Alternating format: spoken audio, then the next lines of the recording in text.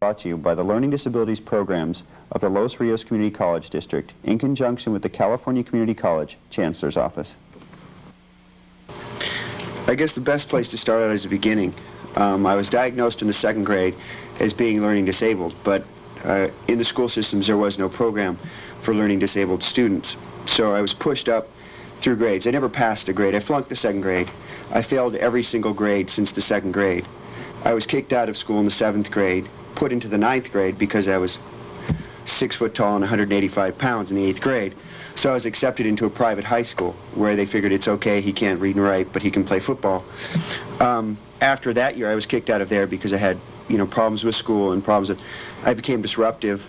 If you sit in class and you doodle for hours, you get bored. Because I couldn't do the reading, I couldn't do the writing. It's like handing someone, it's if I came in and I gave you all, 1st grade Russian handbooks. None of you could read it, and all I'd do is sit there for hours. And after twiddling your thumbs and finding yourself extremely bored, I became disruptive. I talked out in class.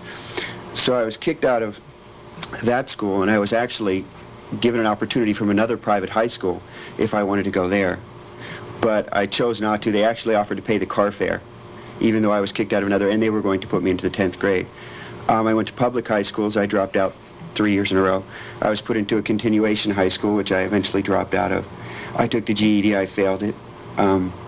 When I finally realized that, I was kind of at the end of nowhere, I was walking to graduation with all of my classmates. I continued to go to school, I just never went to class. I sat outside and drank coffee. 9 o'clock, went to breakfast, the other kids didn't go to class. Came back at lunch, hung out for a while, then went home.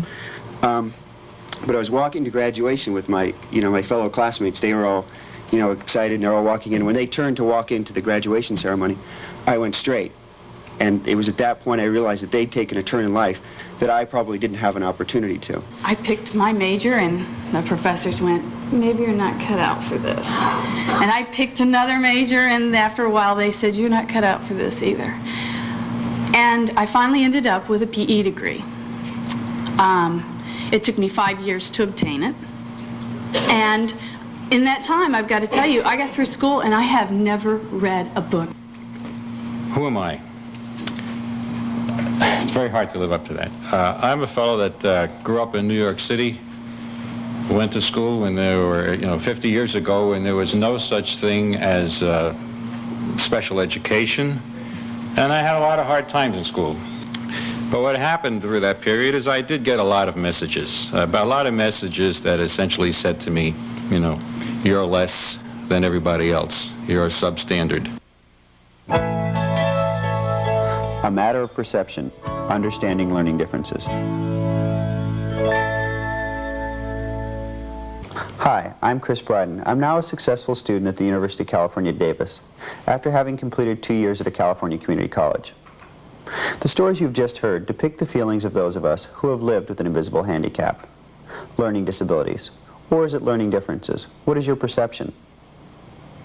It is estimated that approximately 15% of the total population have learning disabilities. That means that as many as 1 out of every 6 or 7 people has significant difficulty with reading, writing, or mathematics. When you hear that a person has a specific learning disability, what does this mean? From the federal definition, we can define learning disabilities as a disorder in one or more of the basic psychological processes involved in understanding or in using language, whether spoken or written, which may manifest itself as an imperfect ability to listen, to think, to read, to speak, write, spell, or do mathematical calculations. The term does not include persons who have learning problems, which are primarily the result of visual, hearing, or orthopedic impairments, of mental retardation, or of environmental, cultural, or economic disadvantage. In the California community colleges, a 7-component eligibility model based primarily on this definition has been developed to identify LD students. Last year alone, over 12,000 students were served. The 3 most important facts to remember about these students are, first, they have average to above average intelligence. Second, they have a processing deficit. This means that there is an interference in the way they organize and interpret information. And thirdly, they have a severe discrepancy in their aptitude and achievement. This means that they have not been able to achieve to their true potential. What you're about to see are highlights from Community College Staff Development Program. where experts in the field addressed pertinent issues related to learning disabilities. This video is divided into 4 sections, which include characteristics, academic adjustments, workplace accommodations, and legal issues. Characteristics, mode and rate of information processing. And each civilization, each country has certain things that they value, that if you have it, you can make it at that time. And if you don't, then you are inept or you don't belong. If it was ancient Rome, you'd have to have a big mesomorphic body build and be ready to be a soldier and warrior and fighter. That would be valued. Maybe in the Middle Ages, to be very artistic, to know music would be important in those days. And then I'm sure I'd be labeled as amusia, because although I enjoy music, I just cannot keep a note. And perhaps several professionals could make a living examining me to find out why I have a problem with music. But fortunately, that is not valued as much in this society. What's valued here is IQ. A child will find out by the age of 6 whether they're going to make it or not. If they come to the 1st grade and they can read and they can spell, they get it made. I found myself at 18 years old reading at the 4th grade level. I could speak. I was the 90. When I was tested, I was the 98th percentile verbally, but in a 4th grade level, reading and writing. So in a sense, I'd basically been, just denied an education for the simple reason that I couldn't learn to read and write like other students. I then started at Diablo Valley College, and I went in and I just started. I took classes. I don't know if they had a program there at the time. I dropped out. And then I decided, well, there's not much for me to do. A family friend said, well, I can get you a job. You're very good verbally. I can get you a job at IBM, the bottom level job, and you can work your way up. You don't need an education. Or if you really want it, you should go back and try and get an education. So I decided one last time, I'll go back, I'll try and get that education, because it's something that's very important to me. When you can't read, you can't write, it becomes something that's very, very important to you, something that's very dear. They have difficulty getting information from textbooks. And they have receptive language deficits, and as Kay said, the primary form of instruction in higher education is lecture. And so if you have that problem, and the other primary form of instruction is the textbook, and you have trouble getting information from the textbook, you're going to be in serious trouble as a student in college. Vigilance. We expect children to sit down and just stay there and listen. Now, a large proportion, at least 20% of the population, especially boys, and you can tell they have big hands, big strong. I've seen a lot of learning disabled yesterday, and they have these big paws, and they're wonderful in terms of doing physical things like, carpentry work, architectural, capable of really creative work, very high-paid jobs. They're brilliant, they're intelligent, but they encode through their hands. And without using their hands, they can't integrate, especially auditory. In 2 or 3 minutes, it's like Grand Central Station, the teacher's talking, and they're looking out the window and say, when is she going to stop so we can start doing something? And someone says, no, this is all there is. This is it.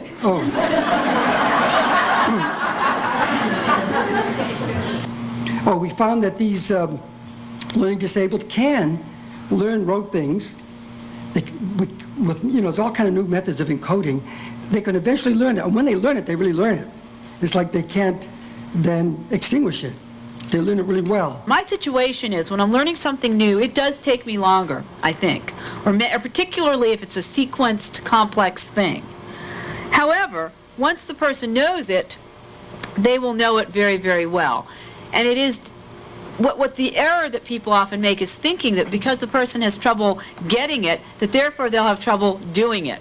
And that is not necessarily true. These are my notes. And I sat down to do all these notes, and, I can't scan. I'm dyslexic. Notes don't help me, because when I look down, I go... I have to tell you this story really quickly, and I'll bring it in, hopefully, in my point that I'm trying to make. And I thought it was pretty funny. Yesterday I came here, and I was going to talk to another group. And as I was driving here, I was going... how do you get to the Hilton? I know I've been there. I have a lot of trouble with directions all the time. I'm always getting lost, but I got here, and I was really nervous because I just thought, I've got to talk in front of these people, but I got here, that part's cool. Okay. I walked into the door, and there were 2 men in suits that worked at the hotel, and they said, can we help you? And I said, I'm here for a seminar. And they said, which seminar? And I glanced up at this awning that had a whole list of things I had to scan and find it. And I just stood there like this, and the man goes, this one? This one? Finally, he gets down to about the third one. I went, that one, learning disabled. And he goes, okay, you go to the Zinfandel room. I said, oh, where's that? And he goes, okay, you go down that way, and you go to the right. It's that way. Right's that way. And the room that starts with a Z, you're there. I have to put up with that every day of my life. I have perceptual problems, which means I have difficulty taking information in accurately through my senses, and I have to use my mind a lot where other people would be able to use their senses. My major childhood memories are of long periods doing homework, and that's probably my major childhood memory. How can we screen these people? And so Stearns came up with the beginning of IQ tests, 7 G factors. Now, all of these G factors, which make up our IQ tests, have to do with the rapid storage and coding of information, the receiving, and then the rapid retrieval. Speed is very important. I have to emphasize here, too, because many learning disabled can do this, but they take more time. But almost all our tests and exams have a time limit to them. I was hired for what I could do well. I never took an entrance exam, so this work. Later on, I took management tests, which I didn't pass on the timed ones, because they were over before I was. But all the jobs I ever got in 3M, and I've had 17 different jobs in the last 20 years, have been because somebody saw me doing something else well and said, come over here and do this. And everyone was different. I had no background or experience in it. So all I could do was cross over my life experience into the next job and try to learn fast. I went to the Dean of Education at that time, at that school, and told her that I was diagnosed as a learning disabled person, or I called myself dyslexic at that time because it was 8 years ago. And she said that was just the educational trend back then. That stuff doesn't exist. Go ahead and take that test. And I failed it.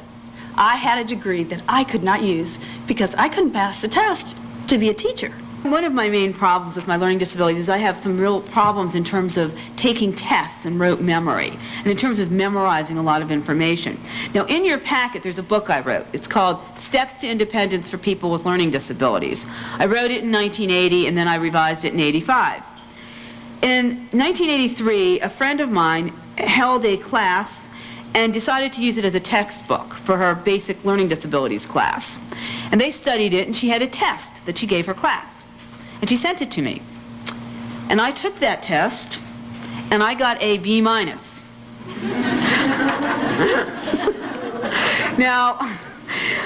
this is my own book, all right? I want you guys to know I did write it. And my point is, I have the capability to write the book. I don't have the capability to take a test on it. And the reason is, the question that really killed me was, what did Dale Brown say were the 7 major problems that people with learning disabilities have in employment? I couldn't remember the 7 things I had come up with. I came up with 7 others. Well, I came up with 5 that were the same and 2 that were different. And I don't have a good ability to memorize, and that handicaps me in the educational system. But it doesn't handicap me in the world of work. Characteristics. Impact on social perceptions. I want to talk a little bit about people who have trouble interacting with others. One part of learning disabilities is what was often called deficits in social skills. Trouble in interactions with other people. Very easy to tell why. A person who has trouble telling the difference between a D and a B will also have trouble with a friendly smile versus a sarcastic smile. Supervisor says, I need this as soon as possible. We all know that could mean 2 different things depending on the tone of voice of the supervisor. Katie, I need this as soon as possible. Means something different than, do it as soon as possible. That type of thing is very, very important. My My favorite story about that is the person who was looking for a job and who was continuously late for interviews. And we did a whole lot of work with this person on, being on time and practicing getting there. And we had a buddy call him up so that he knew, to get started, et cetera, et cetera. Anyway, I called him up and I asked him how an interview had gone, and he said, well, I was on time, but you won't believe what happened. The guy who interviewed me was late, and I told him, you got to be on time for job interviews. Well, that's an example of what some people need to have made explicit. They also lacked the experience, social experiences.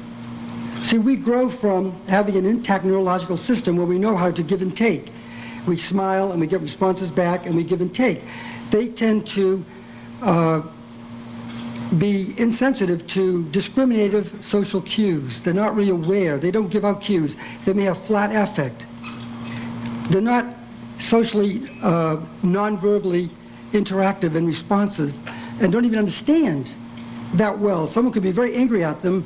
Mothers punish you with a look and a stare, and your boss or whatever just gives you a very curt look, very brief, and you get the message. Well, they don't get it. They miss the whole message. They don't see that. There are so many hidden rules in the world. And I always say, I have a friend who has a learning disability, and he always refers to non-LD people as normies, the normals. And, he says, well, the reason why these rules are hidden is because the normies don't want to admit them.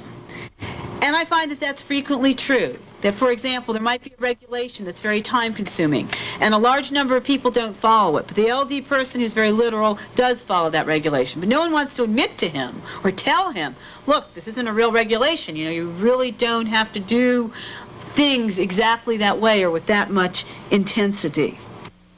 Characteristics, impact on self-esteem. The person with a learning disability receives a lot of negative messages, a lot of misunderstandings. And what happens is the person internalizes that, feels it on the inside, and then believes it. And I believe that there are two responsibilities in combating this oppression. One of them is the person with a learning disability who must decide not to accept these external message, and the other is for the educators to try very hard to not inflict oppression on the person with a learning disability and to start to develop the understanding that all of you are here today to develop. I ran into the problem of assessing details and numbers and so on. And what I didn't realize is that I had reached my level of incompetence, is that I was not capable of doing this, and I was making a lot of mistakes, and the people around me were knowing it, my employers were seeing it. I was making mistakes putting the numbers on the screen, or reading the lines and reading the wrong line, or reading it backwards, or making the wrong conclusions.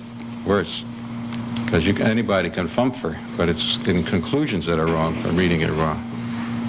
And I was going down and down. My self-worth was just slipping down the drain in the floor. And the harder I tried, the worse it got. A lot of people, I hear people say, well, if you have dyslexia, you have to work harder. Well, I don't think it's working harder. I think it's working smarter. Because I think if you keep digging where there's no gold, you're going to dig and dig and dig and get more and more frustrated. And the more frustrated I got, the more dysfunctional my behavior got. And I was screwing up my whole life, my relationship with my employees, my employer, my family, my children, my wife. They all were going down the tube. And I always felt inadequate. I always felt like there was a little voice in the back of my head that said, they really know that you don't have it. You can wear an Ivy League suit, but they really know that you don't have it. When you walk in this room, those people know that you don't have all your marbles. You learn that all through your life by the messages you got. So one day during the week at lunch, I did this phonetic learning, and the other day I learned how I learned. And slowly but surely, my life got better. It was as if I was going to a shrink, and every week I'd make a little progress. But it's better, absolutely better, because I was reinforced. These are the two most loving people that I've ever worked with. And it's a thing that I found, by the way, about teachers, is they're just one of the most loving groups I've ever met ever since I've gotten involved in this. And so my self-worth kept going up. I learned, number one, that I'm not stupid, that I believed all my life. And that little voice in the back of my head got quiet. Every day it would get quieter and quieter. I used to drive home from work And in the car, I would recapitulate the day, the meetings I were at, the things I said, and I would scream to myself, you know, you jerk, why did you say that? That was so stupid. I haven't done that for years. I never even hear this guy anymore. It's gone. It's gone. These people couldn't let me fail. You know, if I got 10 cards right and I'd missed they said, oh, don't worry, you know. Look, you got 10 right. And yes, last week you only had 5. And it just kept building on the positive. By the way, they never labeled me as disabled. I never had heard that language till 2.5 years ago. I have had bad situations where one professor, I went to him and I was explaining my disability, and he looked at me and he said, "You're not learning disabled, you have bright eyes." So I thought, okay, I'm a liar, I'm lazy, and if I'm a liar, then that means I'm stupid too, because without these accommodations, I do very, very poorly. Now that you've seen some of the problems faced by those of us with learning disabilities, what can be done to help us find success? In the educational setting, many universities and colleges across this nation are providing academic adjustments to help students learn more efficiently.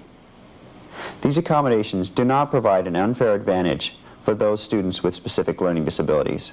Instead, these adjustments provide an opportunity to demonstrate true levels of content mastery. In other words, they equalize the academic playing field for students with these hidden handicaps. Academic adjustments may include things such as extended time on exams, distraction-free environment, alternative test methods, note takers, and textbooks on tape. Academic adjustments. There are still some professors who say things like, well, I'm not going to give that student with a learning disability extra time because it's unfair to other students. The same professor will very willingly give someone who walks in with a white cane or someone with a chair whatever they need.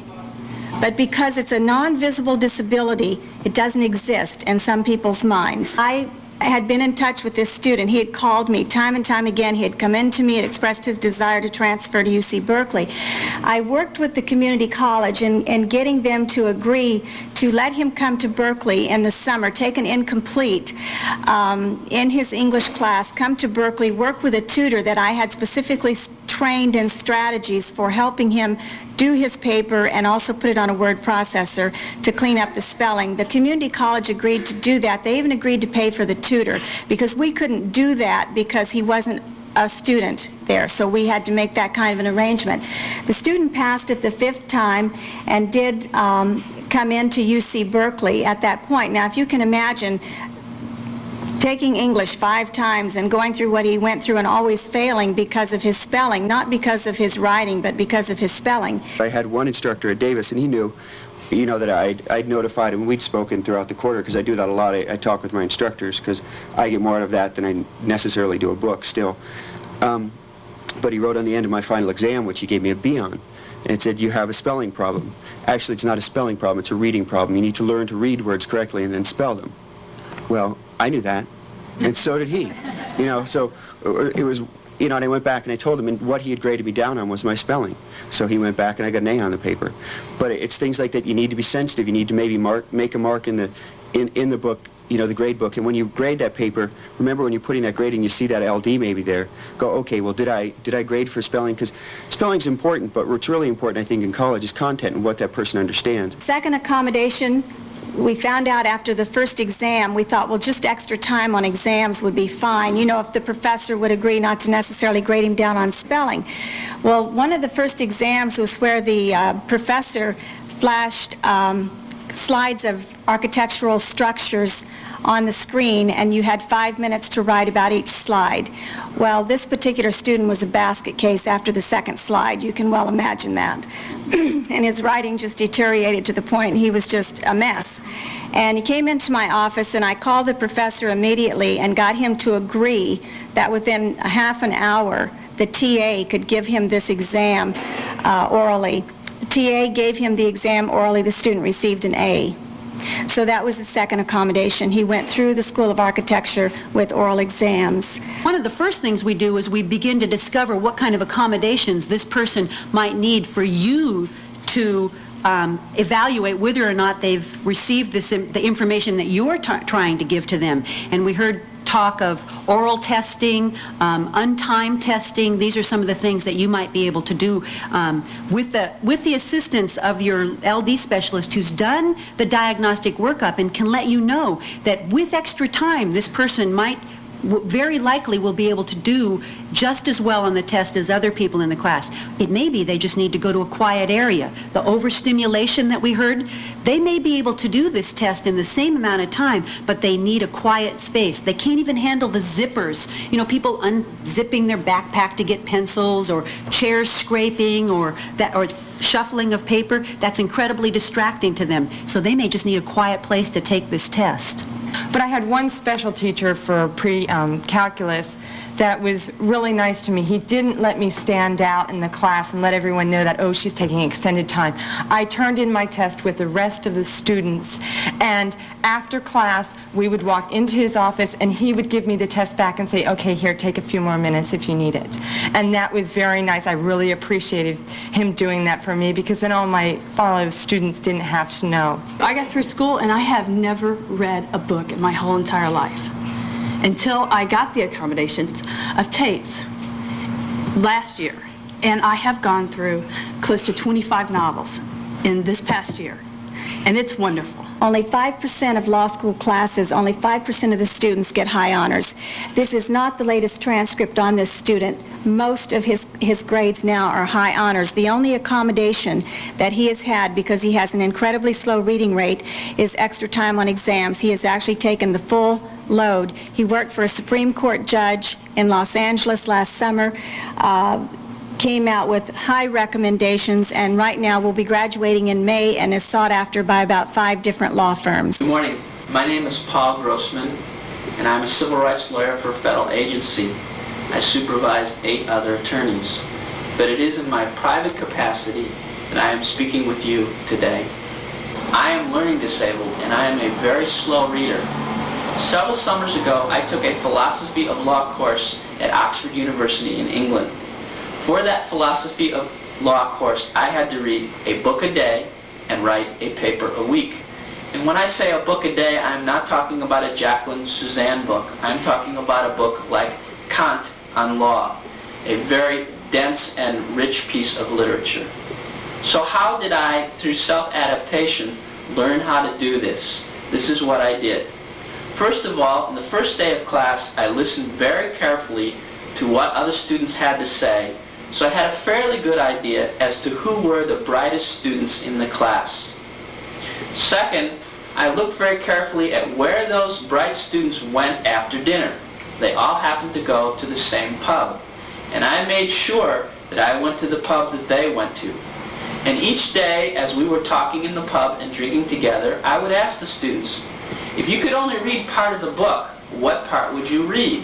Or if they were talking about a point in the book which they thought was very important, I'd say, where in the book was that point discussed? So I would make sure that I had read at least 20 pages out of that 300-page book, that hopefully being the most important 20 pages. In addition, of course, I read the front of the book, the back of the book, the fly of the book, and perhaps the first and last chapter, at least if the book was organized in a logical way.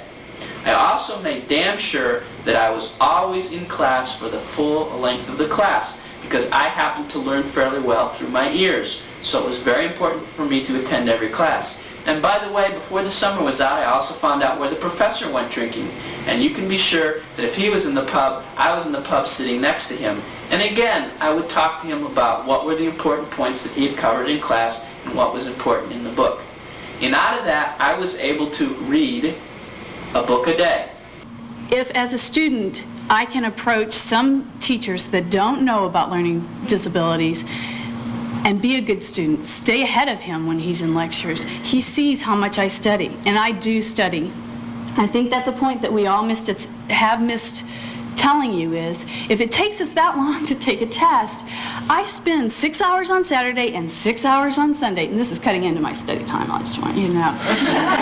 I think there's two real powerful statements here. Number one, given the extra time, they will perform as well as their non-learning disabled peers. And that's also what happens out in the job market. These people are doing a fine job, and they're being evaluated and rated as well as their non-learning disabled peers on the job, just like the adults you saw here today. And the second powerful statement is, no, non-learning disabled students do not significantly improve their scores because they don't need that time to do it, to get through the material. As Kay just mentioned, people with learning disabilities may achieve a high degree of success in the workplace, which they never experienced in school. Passage of the Americans with Disabilities Act in July of 1990 provides the legislative base for increased access to the world of work.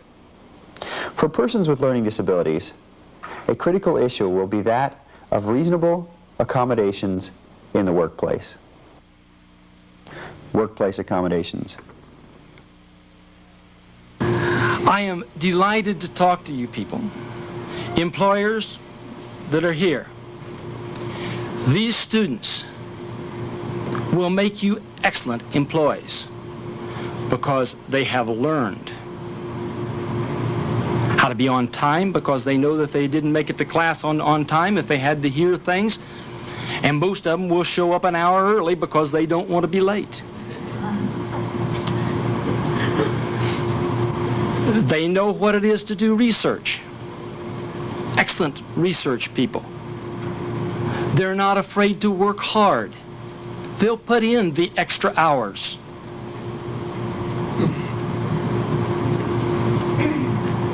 But you need to go out and give them that little bit of help. I'd like to encourage you to do it, to really make sure the accommodation fits the person. Ask the person how they like to receive information. Try the accommodations and monitor the results. But let me give you a couple of general ideas and hints. First of all, people with perceptual problems who have dyslexia need assistance with the accuracy. A support staff person, a clerical person, a coworker, or even a supervisor will need to check the work for spelling and grammar. Now, there is a technological solution widely touted today, and that is the spell check programs on computers, which I find are a real lifesaver. They are very helpful. There's also grammar check, thesaurus checks. They're getting better and better. People with mild dyslexia have severe difficulty reading. People will prefer verbal direct instructions. Tell them this, and this are the most important things to read. They might do things with phone calls rather than letters. And, as we were talking with the tests, allowing extra time for jobs that do require a lot of reading. And what's very difficult today is higher quality support staff or more support staff, if possible. People with auditory perceptual problems who have difficulty hearing over background noise or who have difficulty taking information in through the sense of hearing often can use quiet surroundings. This is not the employee to locate near the Xerox room. And I'd like to encourage all of you to take a look at your own school environments. I find that a lot of computer rooms are where students work on computers and computer labs are large rooms with no walls and a lot of noise and no privacy. And this can be disastrous for the type of student I'm talking about. Consider instructions in writing. For example, there was a man who worked in a warehouse, and he was about to be discharged for having a conduct problem because the supervisor would say, all right, now go to the left, and on the third shelf from the top to the left part of that shelf, there's a drawer, take out 20 boxes and move them to the fourth shelf on the right or something. And he did terrible, and he would get very upset and frustrated and get into many arguments with his supervisors and coworkers. In the government and in many private sector places, to fire someone, you document it. And in order to document this bad performance, they put the instructions in writing. And you know what? He did fine. He wasn't fired. He did well once the instructions were in a written format. Often, this person repeats back your instructions as teacher or supervisor. Crucial point, listen to them. And so I took this job with the 3M company a little over 20 years ago. And since I came to that company, I've had 17 different jobs. And the one I have now, I started about 5 years ago. And each job that I took, I had no experience for. And it was I just had to, use the experience of my life and very quickly learn what this new job was about and perform in it. And every job I got, by the way, I never looked for. Somebody asked me to come and do because I did the last job. They saw I did that okay, so why don't you come and work for us? Now, through the process of my life, I accepted and rejected. And what I found out that I did, now that I look back, is that I accepted the things that I felt comfortable to do. I never, ever became an accountant. Frankly, no one was even crazy enough to offer that to me. But I would have failed terribly. What happens to help a person do the job? The first issue is a good match between the person with a disability and the job that they are trying to learn to do and the job that they ultimately do.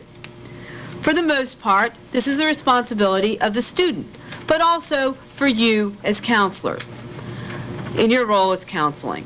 I think it's important to give students realistic knowledge about what the job will require, while at the same time not crushing off hope when it's not rational to do so. I think many people I know with learning disabilities have been told, well, you'll never be able to do this. Yesterday I was listening to a talk on accommodations, and I realized that I used to do that. I've done that to myself all my life.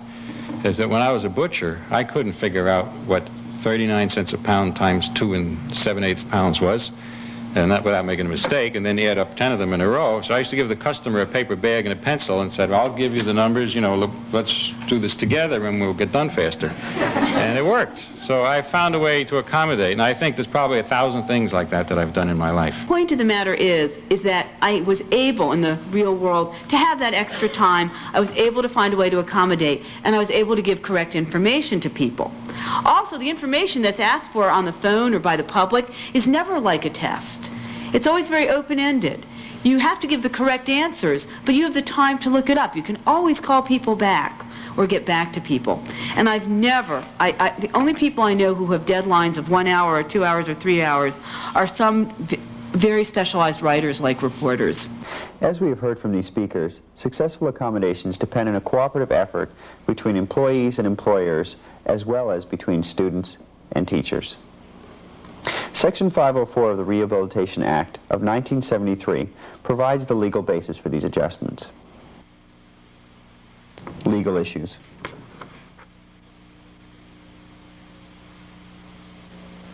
Among the most important responsibilities which community colleges have to students with specific learning disabilities is to provide them with academic adjustments and auxiliary aids.